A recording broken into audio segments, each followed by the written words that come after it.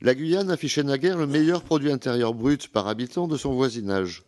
Le Guyana, qui a choisi d'exploiter son pétrole, a aujourd'hui une croissance à deux chiffres et l'a dépassée. Entre ces deux situations, il y a juste une frontière et une décision législative. Notre pays importe 99% de ses hydrocarbures, sa facture énergétique a atteint quasiment 58 milliards d'euros en 2024, et dans le même temps, nous nous interdisons par principe de regarder sous nos propres eaux territoriales.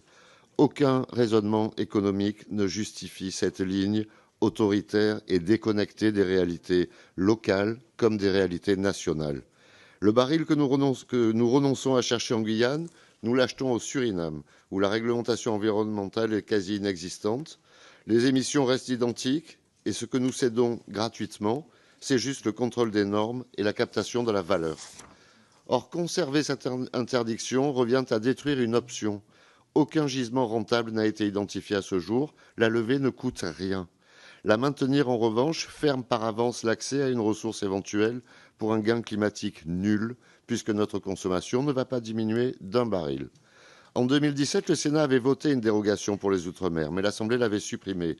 Nous corrigeons ici, nous avons la possibilité aujourd'hui de corriger une décision prise contre l'avis des territoires concernés. Décider depuis Paris que la Guyane n'a pas le droit de sonder son sous-sol entretient un sentiment d'abandon que la République paye ensuite politiquement et cher. Pour toutes ces raisons économiques, géopolitiques et démocratiques, notre groupe votera pour cette proposition de loi.